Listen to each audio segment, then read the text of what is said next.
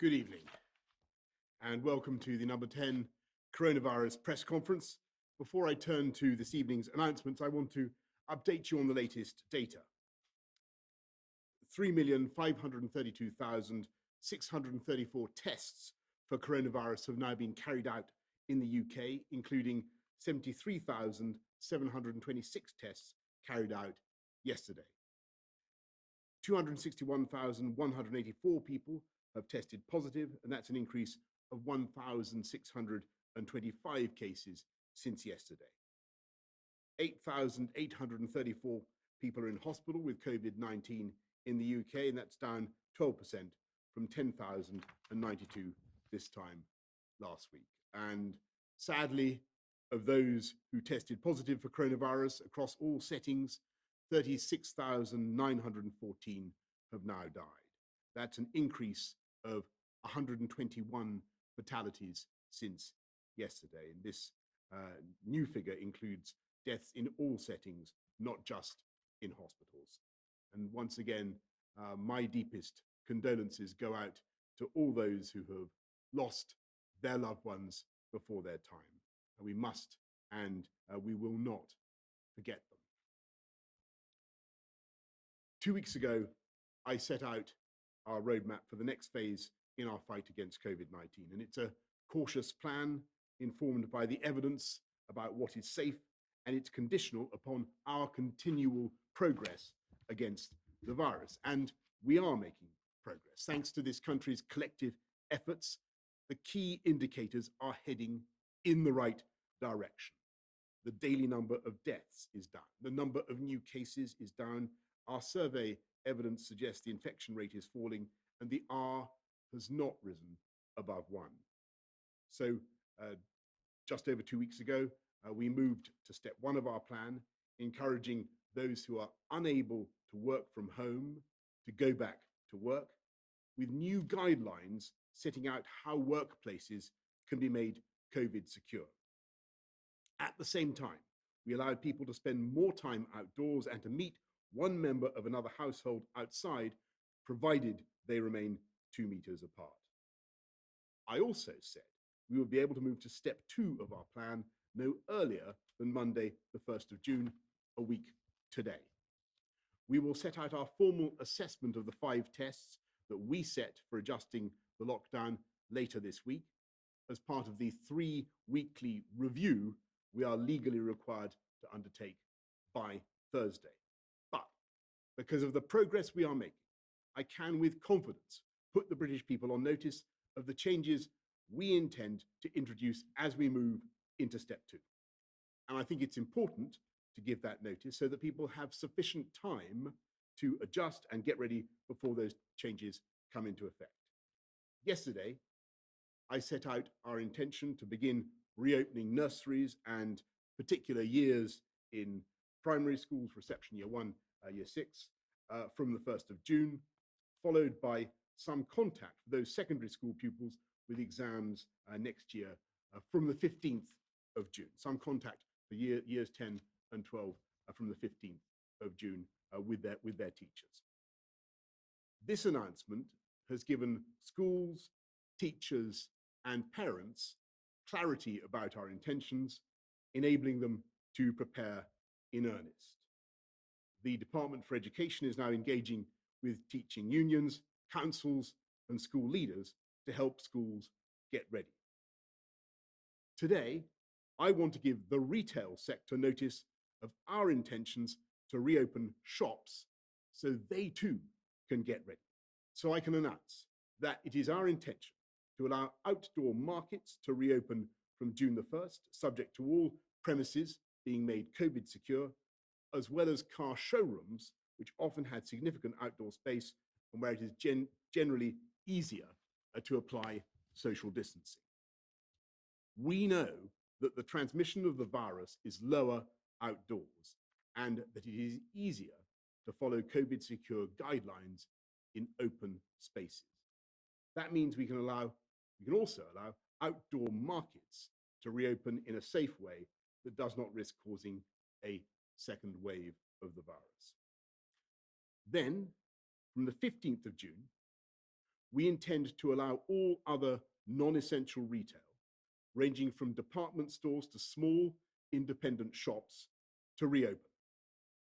Again, this change will be contingent upon progress against the 5 tests and will only be permitted for those retail premises which are COVID secure. Today, we are publishing new guidance for the retail sector, detailing the measures they should take to meet the necessary social distancing and hygiene standards. Shops now have the time to implement this guidance before they reopen. This will ensure there can be no doubt about what steps they should take. While the vast majority of businesses will want to do everything possible to protect their staff and customers, I should add that we will, of course, have the powers we need to enforce compliance where that is required.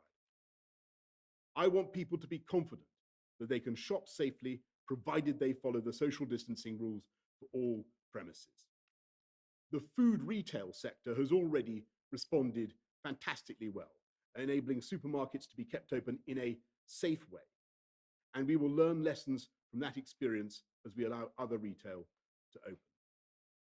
These are careful but deliberate steps on the road to rebuilding our country. And we can only take these steps thanks to what we have so far achieved together. We will only be successful. We will only be successful if we all remember the basics. So wash your hands, keep social distance, and isolate if you have symptoms, and get a test. I'm now going to hand over to Yvonne Doyle, Medical Director of Public Health England, to take us through today's slides. Yvonne. Thank you, Prime Minister. So we have several slides here, and the first one is about what's going on in the population.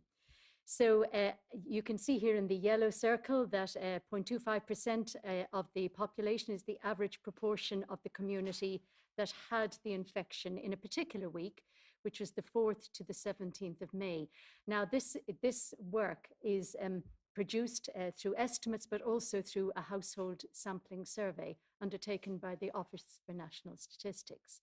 And that tells us also that 137,000 people in the community in that week were likely to have the infection. This is some time ago. In any week recently, 61,000 might have been infected. There is a range in that, but that is a fairly stable figure. And that leads us to look at the so-called reproduction of the virus between people. And you can see how that works there. If the reproduction is 3, then for every person, 3 others, and 3 more, and 3 more, and that becomes very quick and fast in the community. However, if the reproduction is 1, much less so. If it's below 1, even less than that. If somebody meets several people before any transmission occurs, and this is good news. And at the moment, the estimate is that the reproduction is between 0.7 and 1. Could I have the next slide, please? So this shows us the testing, which is always of interest, and the testing at the moment shows, as the Prime Minister has said, that 3.5 million tests have been done in total, and on a daily basis, recently the tests have been around 73,000, 74,000. And correlating with that, we have the confirmed cases here, and the confirmed cases on the 25th of May were just over 1,600.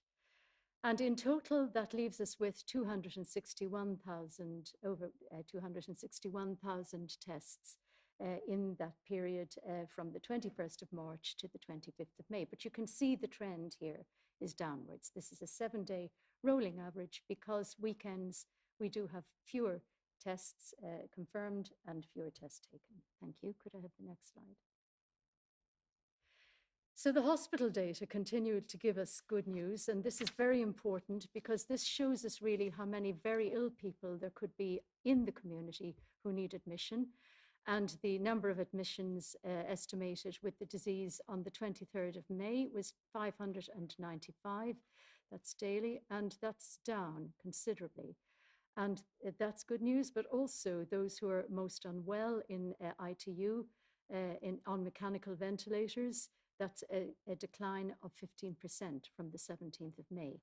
So we now have 12% of people on mechanical ventilation. And you can see here the 4 countries showing broadly the same trend. In smaller numbers, that does vary, but you can see with England, it's a fairly firm downward trend. So this is good news for the population. Could I have the next slide, please? And then we're looking at this by region, and there are regional variations. And we can see here where London has a very distinctive epidemic curve.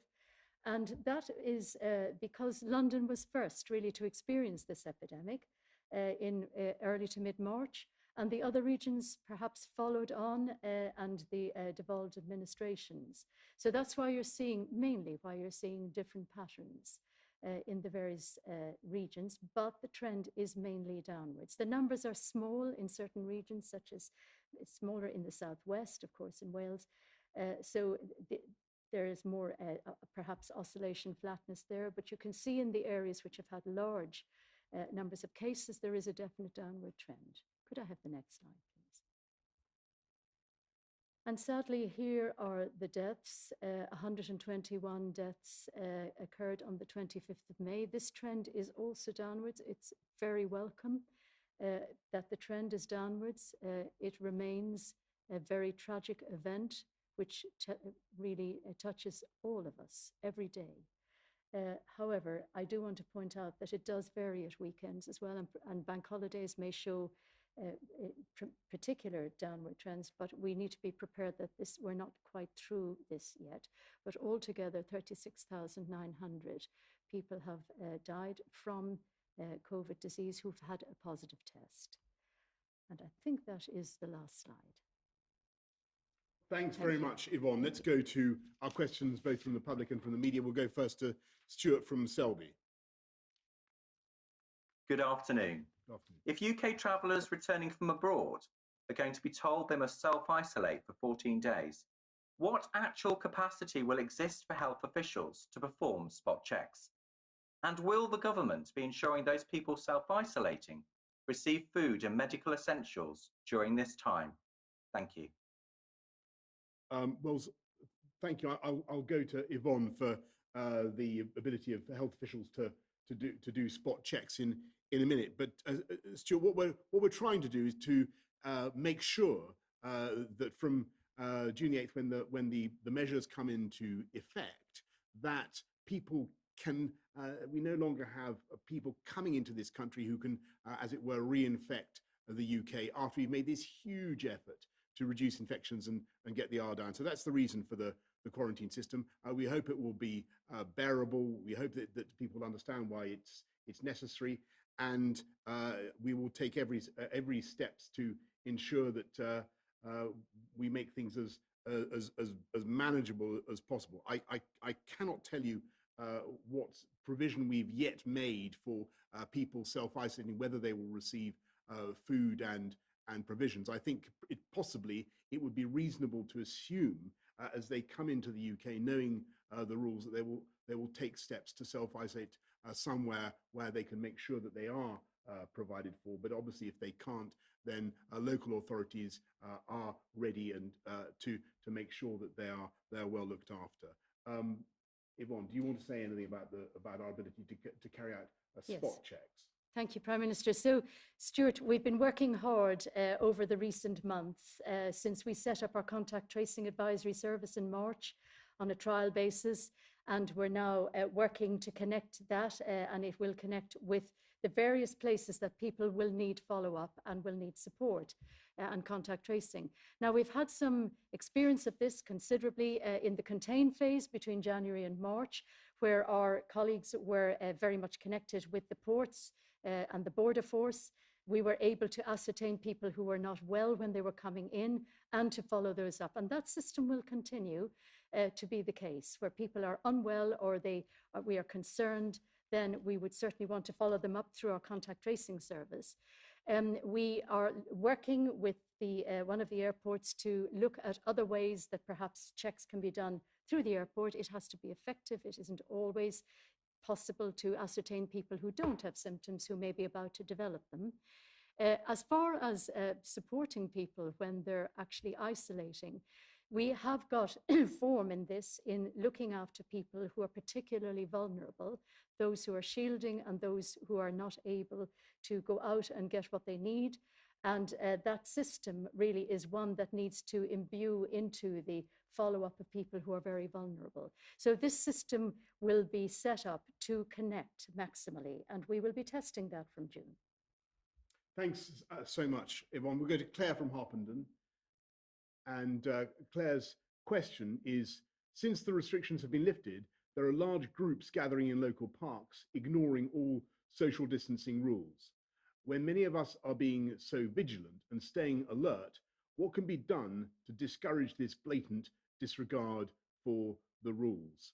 Well, Claire, I'm going to hand over to Yvonne to talk a little bit about transmission outdoors. But let me just say that it is absolutely vital that all of us continue to observe the rules on social distancing, on washing our hands, and making sure that if we have symptoms that we self-isolate, get a test as we go forward. And the only reason we've been able to make as much progress as we have, the only reason that I'm able to announce that we're able finally to begin getting schools back, to begin getting retail back from the 1st of June, is because this country has observed the social distancing rules. So, Claire, what I would say is, obviously, you should feel free to speak to people yourself if you feel that they're not obeying the rules, but the police will step in if necessary and encourage people to obey the law.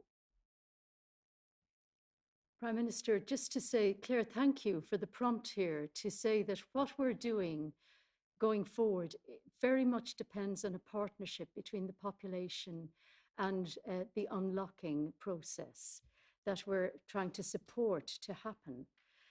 This isn't about going back to the way everybody lived before. It is a responsibility socially to distance, to not go out if unwell, to remember that this virus can reappear. And therefore, it is important that people maintain the basic hygiene and distancing rules that are there. And we're dependent on this on a voluntary basis. We want people to understand that this is the way we will be living for some time.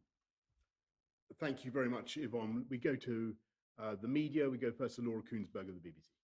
Thank you, Prime Minister. You promised people maximum transparency. You knew your chief advisor had gone against the spirit of the lockdown rules, whether driving 30 miles to a local beauty spot when he was in County Durham, supposedly to test his eyesight, or not self-isolating straight away when his wife had symptoms. In fact, he returned to work at Downing Street when she was falling ill. Dominic Cummings would not express any regret about any of that this afternoon. Do you? Well, first of all, let me just repeat what you heard earlier on today, which is that it's absolutely true that I didn't know about any of the arrangements in advance. What I think did happen was while I was ill and about to get a lot sicker, we had a brief conversation in which I think Dominic Cummings mentioned where he was. But I have to tell you, Laura, at that particular stage, I had a lot on my plate and really didn't focus on the matter until these stories started to emerge in the last few days. So my answer to your question is do I regret what has happened? And yes, of course, I do regret the confusion and the anger and the pain that people feel, because as Yvonne has just been saying, this is a country that's been going through the most tremendous difficulties and suffering, and in the course of the last 10 weeks. And that's why I really did want people to understand exactly what had happened. And that's why, you mentioned openness and transparency, Laura. I thought it was important that, I tried yesterday to explain my version of what I'd heard from Dominic Cummings, but obviously I couldn't go into it in all the detail that I know that you will want to hear, and I think that the public actually needed to hear. And so that's why we had the statement and the very extensive questions that we did today. Thank you very much, Laura. Can we go to Robert Peston of ITV News? Good afternoon. You heard yesterday the long account that Dominic Cummings gave us today of his reasons for driving 260 miles to Durham, and inevitably it leaves some questions unanswered. So his main reason, he said, for driving to Durham was because of protests outside his house. But of course, in full lockdown, the risk of those protests is reduced perhaps to nil. So it seems a slightly odd reason. I wondered if you'd asked him about that. And secondly, his excursion to Barnard Castle, 30 miles, again, seemingly breaking the rules, was to test his eyesight to see if he could drive back to London. But why didn't his wife, Mary Wakefield, who was better than he was, drive back to London? Or why didn't you just lay on, or the government lay on a car, given his importance? Well, look, I mean, Robert, you're a formidable journalist, and those are very good questions. But I have to tell you that, to the best of my knowledge, Mr. Cummings has just subjected himself to your interrogation for quite a long time now about these very detailed matters, and has produced quite a substantial chunk of autobiography about what happened in the period from the 27th of March to the 14th of April. I really feel that it would be wrong of me to try to comment further on what he said. I think people will have to make their minds up. I think he spoke at great length. To me, he came across as somebody who cared very much about his family and who was doing the best for his family. I think, as he said himself, reasonable people may disagree about some of the decisions that he took, but I don't think reasonable people can disagree about what was going through his head at the time and the motivations for those decisions. And as I say, my conclusion is that I think he acted reasonably, legally, and as I said yesterday, with integrity and with care for his family and for others. So I think those other questions you should direct with respect to Mr. Cummings, and you had quite a go at that today. Can we go to Beth Rigby from Sky News? Yes, thank you, Prime Minister. Many people who also really love their families made huge sacrifices that you asked them to make in this national effort. And for many people, Mr. Cummings' account of why he appeared to break lockdown rules simply won't be good enough.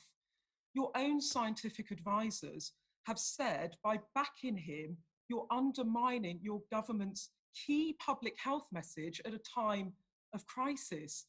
Are you compromising the government's response to this pandemic because you can't cope in number 10 without Mr. Cummings?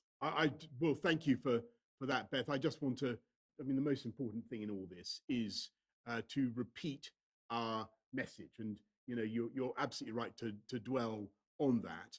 And the only reason we can make progress as a country, the only reason that we're able to get this disease under control, the only reason that we've got the numbers of deaths down and the numbers of infections down, and so that we're actually in a position with our track and trace and isolate operation really to deal with it, is because people have obeyed the guidelines. You had an extensive opportunity to talk earlier on, to hear earlier on about how a member of my staff tried to obey the guidelines, and I think I heard your questions there, and I thought they were good and apposite. I really can't add anything to those. People will have to make up their own minds.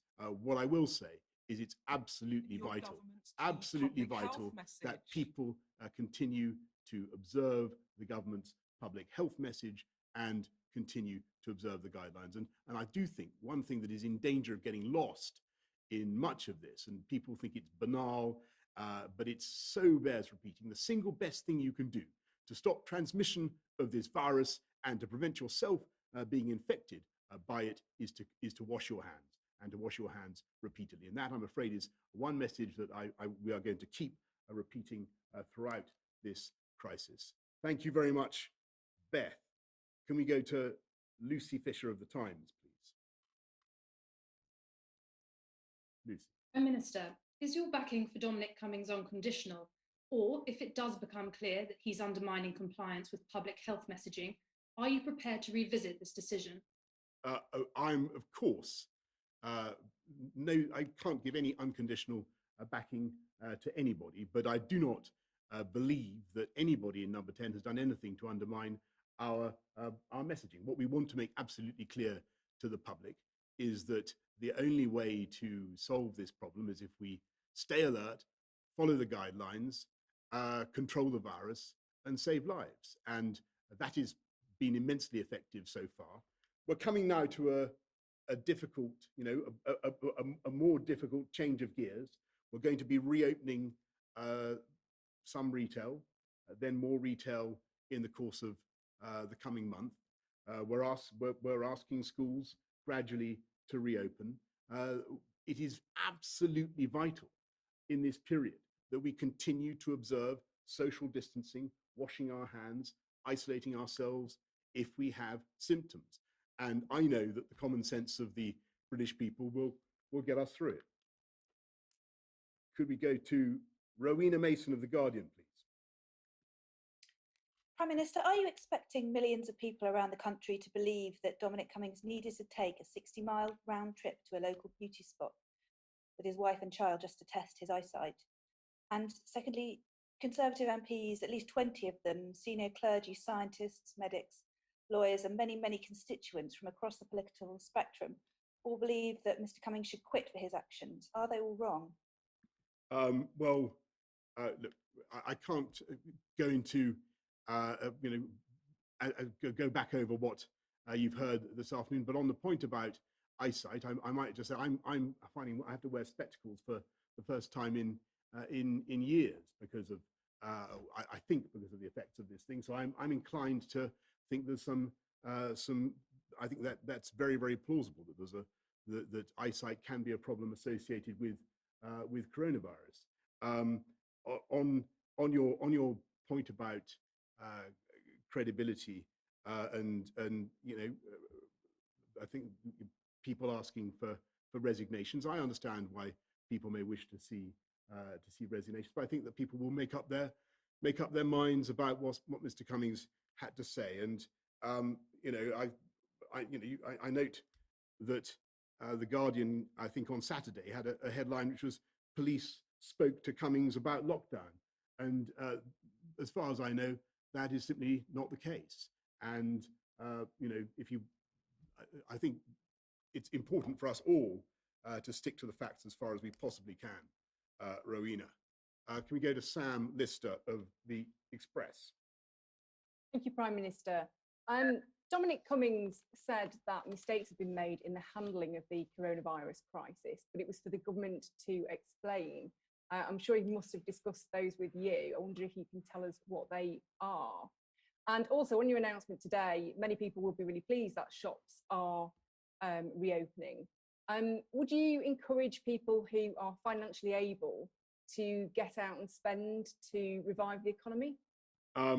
Well, Sam, I think the short answer is yes. I think insofar as people can get out and enjoy themselves in the open air as we will begin from the 1st of June, as they can make use of open air shopping, car showrooms, then I'm certainly not going to discourage them from spending at all. And I think that it's early days, but we're very much hoping that there will be a bounce back over the course of the next few months. So I think the short answer to your question is yes, absolutely. So, sorry, forgive me, your first question.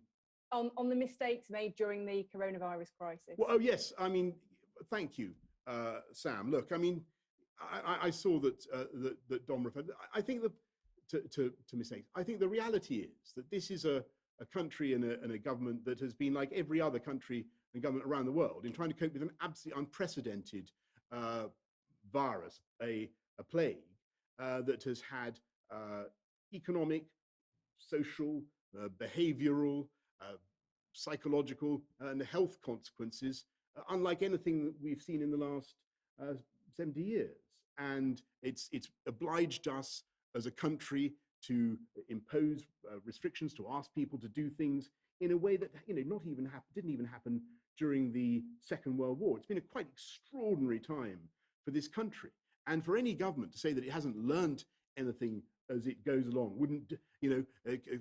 doesn't think that there are important ways in which we would want to prepare better for the next time. Of course, that'd be absolute folly to say that. But what I would say, Sam, is that when I look at what this country has achieved in getting the virus under control, in reducing, in protecting the NHS, stopping that from being overwhelmed, making sure that every patient had a ventilated bed, and that was the real threat that we saw at the beginning. Wrapping our arms around every worker in this country with the furlough scheme, again, something completely unlike anything other countries have done, and achieved at record speed by HMRC and our civil service. I really think when I look at what local authorities, what the national government, what the civil service, what the NHS have achieved over the last 10 weeks, I think we have great cause to be very, very proud of the way those public servants have responded. And there will still be challenges ahead. I've absolutely no doubt about it, but we will continue to learn and improve where we can every step of the way in a spirit of complete humility. Anyway, thank you very much, Sam, and thank you all very much for listening this evening. Thank you.